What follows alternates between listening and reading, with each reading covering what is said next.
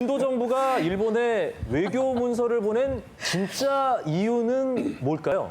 네, 지금 남아있는 것은 고려 첩장 불심 조조라는 일본 측의 문서고 정작 고려 첩장은 남아있지 않습니다. 그래서 이 불심 조조를 가지고 간접적으로 알아볼 수밖에 없는데 아마도 그 당시 삼별초는 일본 조정에 대해서 항몽 연합전선을 구축하자 이런 제안을 했던 것으로 보입니다. 이런 추측은 다른 기록으로부터 확인이 됩니다. 길속기라고 해가지고 그 당시 일본 귀족이 남긴 일기가 있는데 거기에는 직접 삼별초가 일본에게 이런 말을 합니다. 앞으로 몽골이 일본을 공격하게 될 것이다.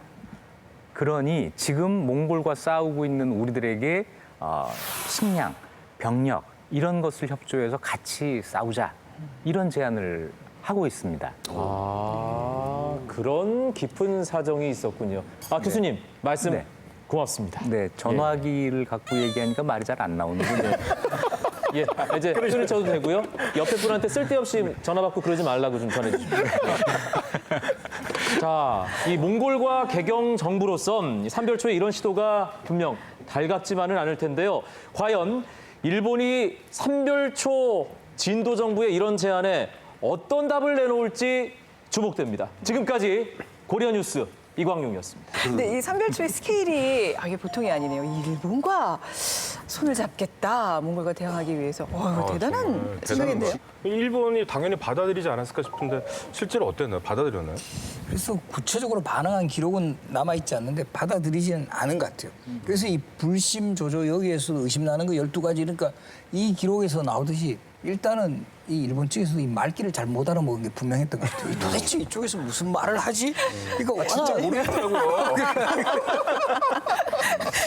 그리고 이제 이 당시에 일본 정권을 잡고 있던 막부의 기본 입장은 이 외교 협상 이런 것보다는 이때는 우리는 무조건 군사적으로 대응을 한다 이런 방안이었죠. 그러니까 어떤 면에서는 삼별초뿐만 아니라 그 고려 정부가 28년 동안 싸웠잖아요. 그렇죠? 그 28년 동안 싸웠다는 것이 바로 몽골이 일본 원정을 떠나는 걸 그만큼 늦춰졌다는 것이죠.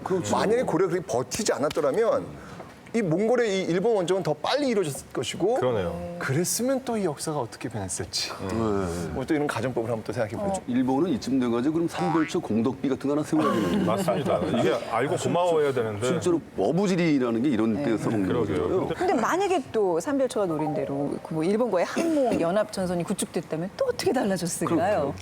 그것이야말로 몽골이 가장 두려워하는 사태였을 겁니다. 고려와 어렵게 전쟁을 해서 고려와 강화를 맺었는데 그 일부가 다시 진도에 가서 조정을 세우고 일본과 힘을 합치고 또 남송까지 끌어들이게 된다면 몽골은 새로운 전쟁을 다시 시작해야 되는 거죠.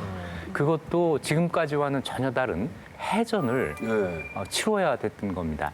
그래서 우리가 생각한 것 이상으로 몽골은 이 삼별초의 동향에 대해서 촉각을 곤두세우고 있었고 상당히 경계를 하고 있었습니다. 그 한 예가 바로 이 무렵에 고려 국왕이던 원종이 쿠빌라이에게 청혼을 한 적이 있습니다. 내 아들과 당신의 딸을 혼인시킵시다 하는 거였는데 이 제의에 대해서 쿠빌라이가 의외로 냉담한 반응을 보입니다. 심지어는 나에게는 딸이 없다라고 하는 뒤에는 이것이 거짓말로 밝혀집니다만 이런 말을 해가면서까지 고려의 청혼 요청을 거부하는데 그 시점에서 쿠빌라이는 고려의 앞으로의 판세가 어떻게 될지 잘 모르겠다라고까지 생각했다. KBS